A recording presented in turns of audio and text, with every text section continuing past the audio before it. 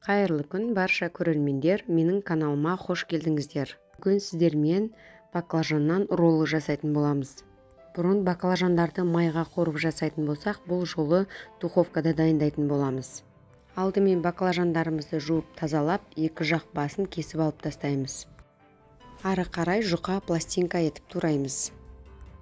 Осылай жұқалап турап алған баклажандарымызды салқын тұзды суға 10 минутқа салып қоямыз. Панировочный сухаримізді және 2 жұмыртқаны жарып араластырып дайындап аламыз. Болмаса мен сияқты сап-сары кукурузный сухари пайдалансаңыздар да болады. Оны базардан приправа сататын бутиктардан сұрастырсаңыздар тауып аласыздар.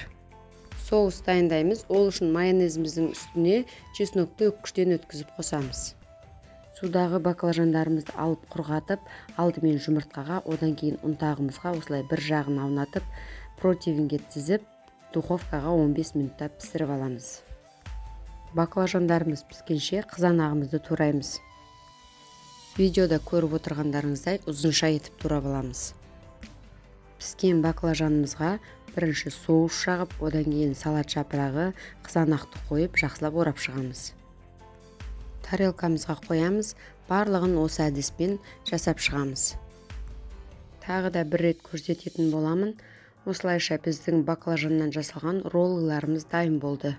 Қонақ шақырғанда дастарханға жасайтын болсаңыздар өте әдемі көрінеді, және дәмі де өте керемет. Міндетті түрде жасап көріңіздер. Ұнаса менің каналыма тіркеліп, қоңыраушаны басып қоюды ұмытпаңыздар. Алдыда әлі де әртүрлі рецепттер салатын боламын. Ас болсын.